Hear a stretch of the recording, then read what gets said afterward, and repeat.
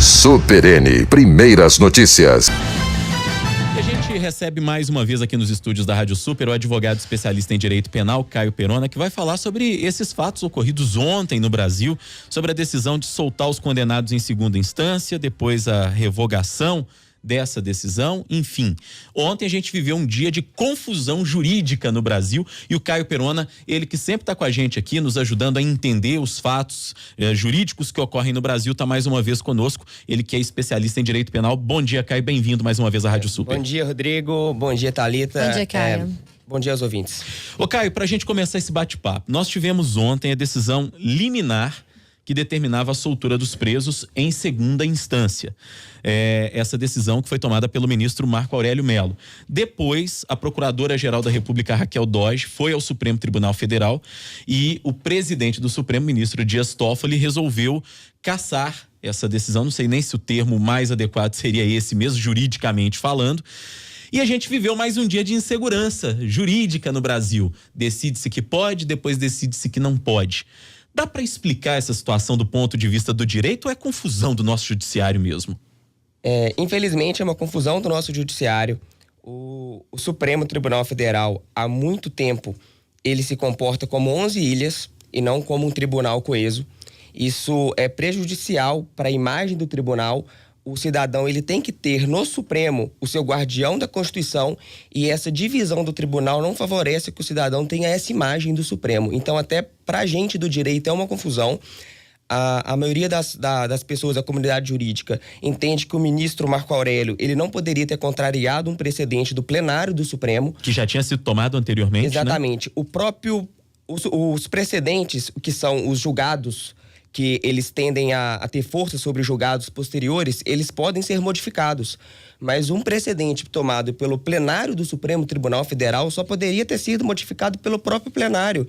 Então, como que você quer que um juiz de primeira instância respeite o Supremo? Como é que você quer que o cidadão respeite o Supremo se um ministro do Supremo não respeita o próprio plenário do Supremo Tribunal Federal? Então, a confusão não é só para o cidadão, não é só para o ouvinte, até para nós do direito, a situação de ontem foi uma bagunça.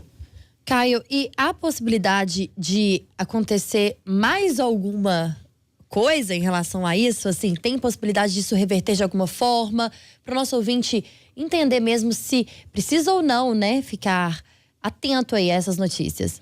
O recurso apresentado ontem pela Procuradora-Geral da República, a Raquel Dodge, não é propriamente um recurso, tecnicamente, é um ato que ele permite que o presidente do Supremo Tribunal Federal ele cesse os efeitos de uma medida liminar, não por razões jurídicas. O recurso de ontem é um recurso excepcional, que só pode ser ajuizado pelo próprio Ministério Público, ou então pela União, os Estados e Municípios, e ele tem efeitos, e a fundamentação dele não é jurídica, é uma fundamentação política.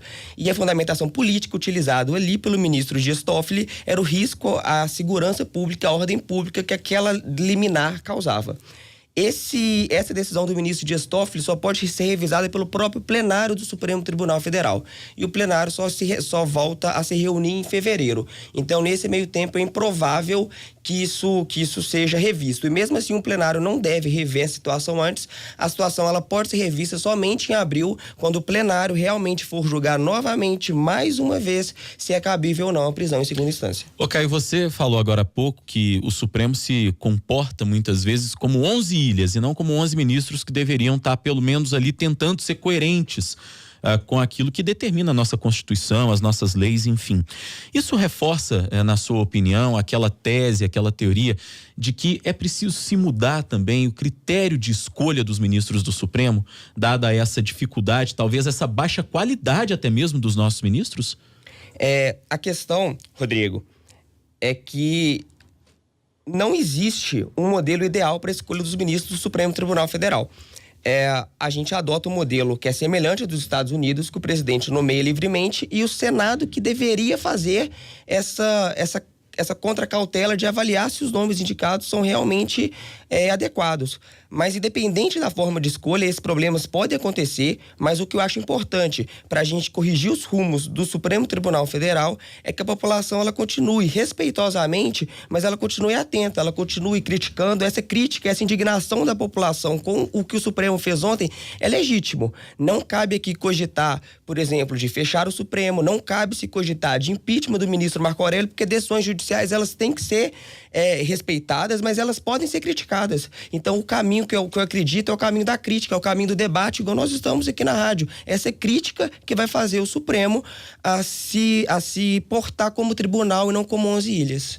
Outro fato que ontem, gerou repercussão também nas redes sociais e na imprensa de forma geral, foi que a Procuradora-Geral da República, Raquel Dodge, apresentou mais uma denúncia contra o presidente Michel Temer em relação ao inquérito dos portos. Como foi essa denúncia? Essa denúncia que a Procuradora-Geral da República ofereceu, ela foi a terceira oferecida em relação a esse caso, mas o presidente, no exercício de suas funções, ele não pode ser processado perante o Supremo sem a autorização do Congresso Nacional.